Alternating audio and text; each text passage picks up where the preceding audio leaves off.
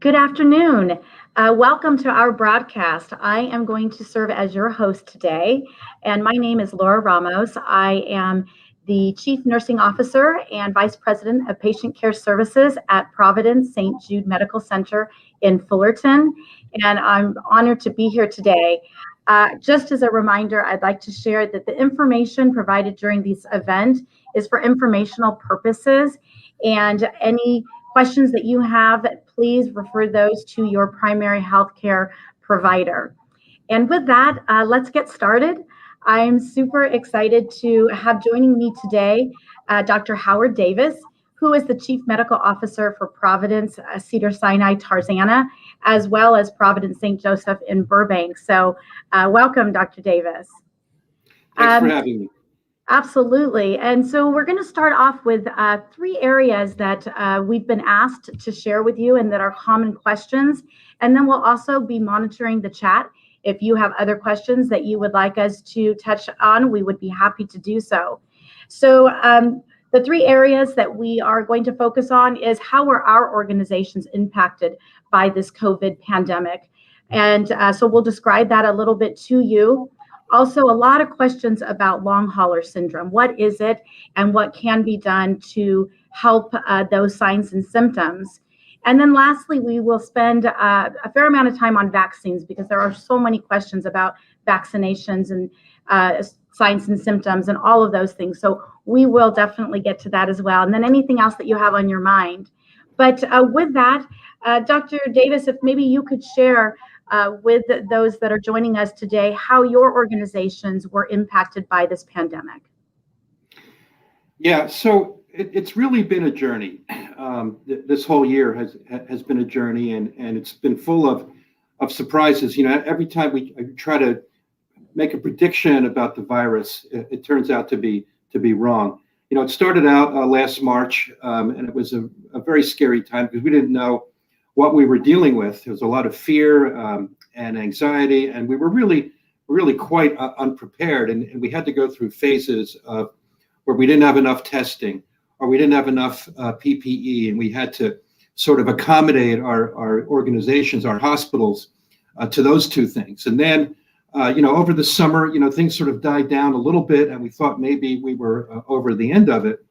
And then, or at least be able to manage it. And then all of a sudden, in December, we got hit by the surge, and it's becoming apparent now that the surge is really a variant, a West Coast variant, because not only is it more infectious, but it's more lethal. And what happened in December and January is our infection rates went up. Our hospitals were filled with COVID patients. Our ICU capacities were maxed out, and our mortality rates really increased dramatically during that time. And even though we've come up with some ways to mitigate the effects of the virus, really we don't have great treatments. The only thing that really helped us was the use of dexamethasone, to cut down on the cytokine storm. That seemed to affect mortality a little bit, but just when things were really getting to the point of becoming unmanageable, things have calmed down again, and so right now we're in a lull, and but I think we're more prepared for another surge this time than we were last time. But what's happened is the virus has sort of become, over the last year we've been dealing with it as an acute illness. And what's become apparent, and this is sort of a segue into the long hauler syndrome, is we're also beginning to realize that this is a chronic illness as well. And the two things are quite different. We're seeing patients who have the sequelae of the acute illness. Right. They have scarring in their lungs and neurological deficits and renal insufficiency, things like that. But we're also seeing patients who were relatively asymptomatic or had mild illnesses and were younger than the ones acutely afflicted with the virus.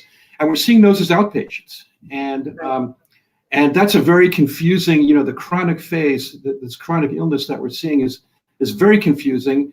You're seeing reports in the literature about what the symptoms are, what the causes could be, and we can go into that in a little more detail. Absolutely, yeah, absolutely. And your experience in LA mirrors what we were experiencing here in Orange County at St. Jude and Fullerton.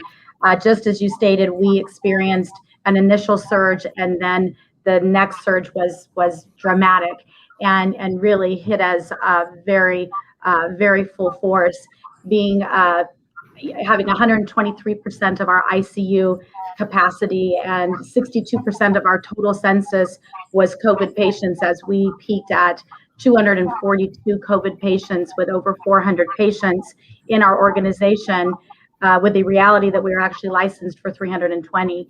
So we were dramatically impacted, just as you were.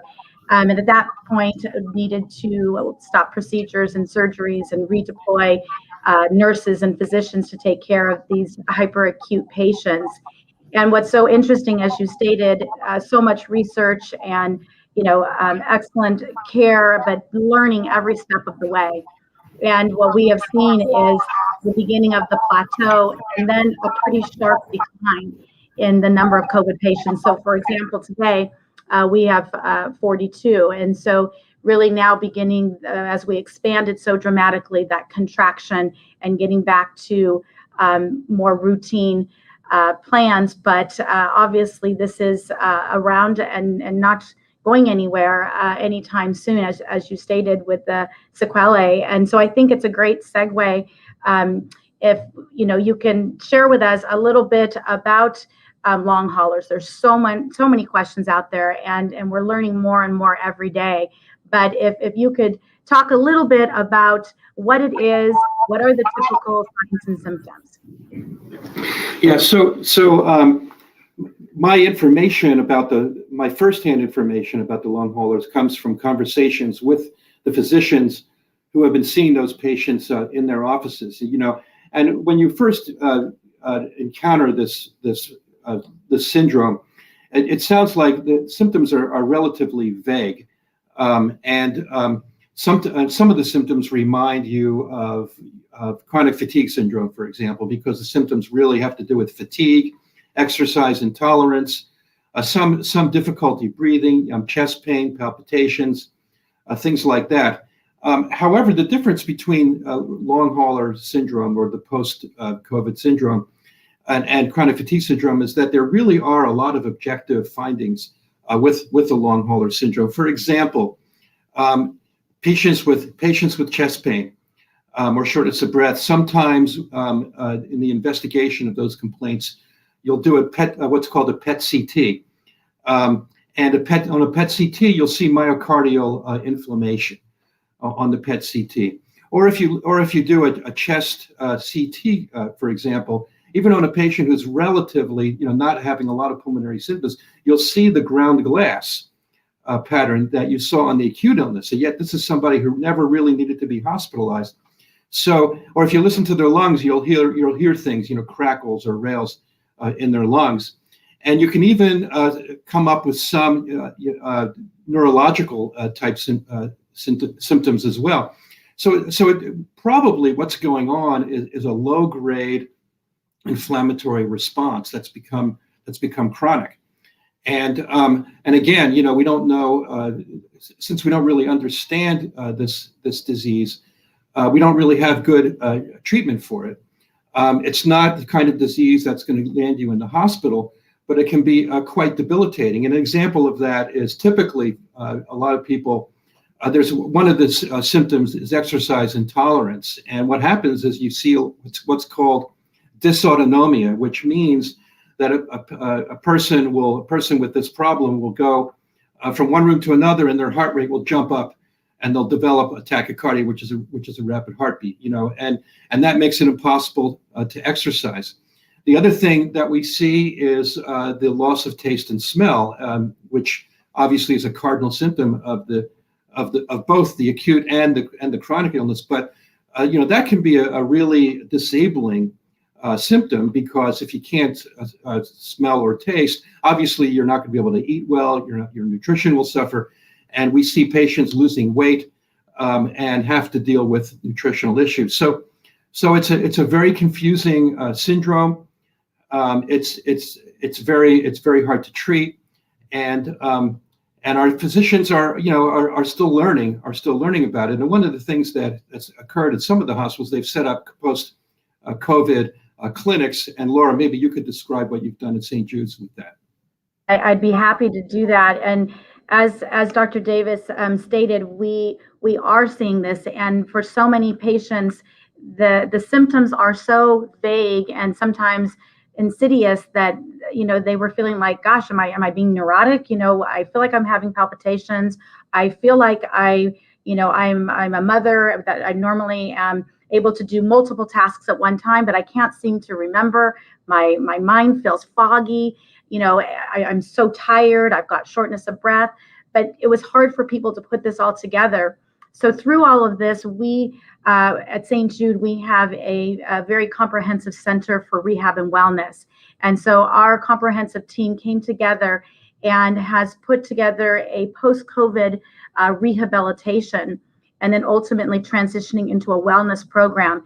But the ability for the therapist to have individual plans depending on the type of symptom that individual is experiencing, whether it is shortness of breath and working on strengthening their pulmonary function, or improving muscle strength and ability to have better balance while monitoring their oxygenation, resolving swallowing issues. As Dr. Davis said, many of these patients were never hospitalized. We're beginning to now see many in our program that were hospitalized, maybe were intubated for a period of time and are having swallowing issues. So they need that, rehabilitation. And then cognitive function, where we can really help them to regain critical thinking and memory. And so it's a very comprehensive program overseen by our physiatrist, Dr. Covarrubias. And then as the patient improves, we then have the opportunity to transition them into a wellness program. And so much that we know about COVID has to do with inflammation. And so whether that is seeing a dietitian, there's a variety of longstanding things that can be done to really enable that person to recover and to get back to a normal state. I thought it was really interesting. I heard of a press conference yesterday that Dr. Fucci held, and just yesterday named this syndrome, and he called it a post-acute sequelae of SARS-CoV-2, which is really referring to the fact that there is this after effect from COVID-19, and we're learning more and more every day. But I just felt like that was really interesting and great timing, as there's so many more questions coming out about that. One thing I can add, Laura, is it's important to distinguish between the long hauler or the post-COVID syndrome and the post-ICU syndrome. Patients who have been on a ventilator for days and sometimes even weeks don't emerge from completely intact. Particularly, their muscles tend to atrophy. There's a lot of peripheral weakness, and also there are mental changes, neurological changes that come from being sedated for a period of time. So and cognitive changes as well. So that's the group you were referring to, that you're following up at the clinic. Yes. Yeah. No, thank you. Absolutely. And so with that, perhaps we can transition to vaccines. There's so many questions about vaccines: Moderna, Pfizer, Johnson & Johnson. Can you maybe start off, Dr. Davis, just explaining the importance of the vaccination? Well, it's everybody's hope that the vaccinations will get us through the next surge, if it happens. If you read about what happened in 1918, it's very interesting. There were 4 surges. It went from 1918 through 1919, and so we've been through 2 surges. And if history repeats itself, there'll be 2 more surges in 2021. And we can expect the 3rd surge to hit us, sometime April, May, June, whatever. But the vaccine is a way to mitigate that. And if we can all keep our fingers crossed, but so far the vaccine seems to protect us against traditional COVID, There's a number of variants, and let's keep our fingers crossed that the vaccines will be effective against those variants. We have right now, we have three vaccines, the Pfizer, the Moderna, and the new J&J. The problem with the Pfizer, well, first of all, the Pfizer and the Moderna seem to be pretty effective against most, if not all, of the viruses. The problems with the Pfizer is that it has to be refrigerated at a very low temperature. The Moderna also needs to be refrigerated. The J&J, from what I understand, does not need to be, can be kept at room temperature and so that would mean it could be administered in doctors' offices. So that would be a great advantage. The AstraZeneca, from what I know, is not as effective against the South African variant. So that one is sort of put on hold. And the amazing thing is there's over 200 vaccines now in development. So that story remains to be told. But so far, a good percentage of the U.S. population has been vaccinated. The high risk people, a larger percentage of the high risk people have been vaccinated. The healthcare providers have been vaccinated, and I can't tell you what it was like, in our vaccine clinics, to see our healthcare providers who have been risking themselves, every day, receiving the joy and the relief, on their faces as they got vaccinated. It really meant a lot to them.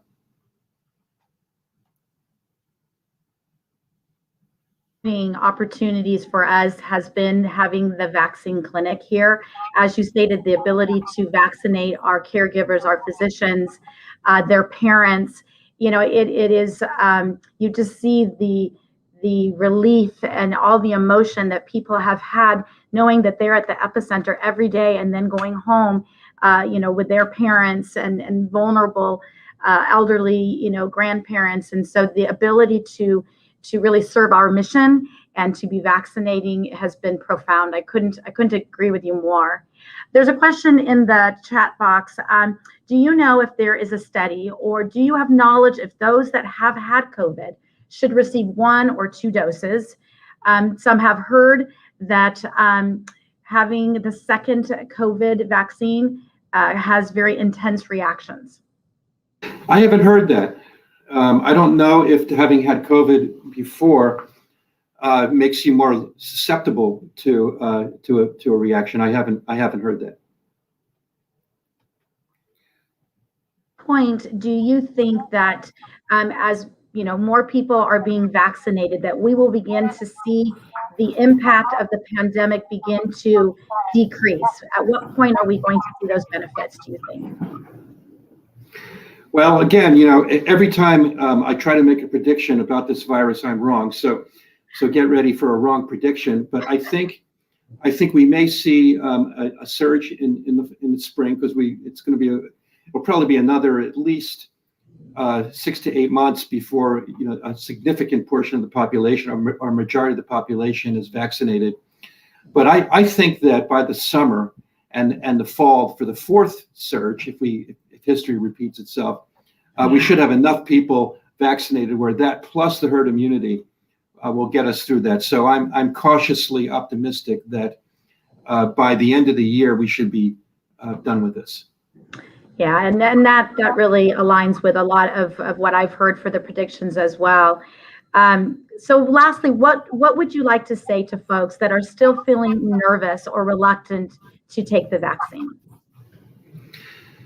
Well, there are vaccines for lots of things, and some of the things that there are vaccines for are not as serious as other things. But COVID is a pretty serious illness. I mean, there's 500,000 people who have died so far in the United States from COVID. So it's a bad disease, and we have a very elegant solution for a bad disease, and that's an mRNA virus vaccine.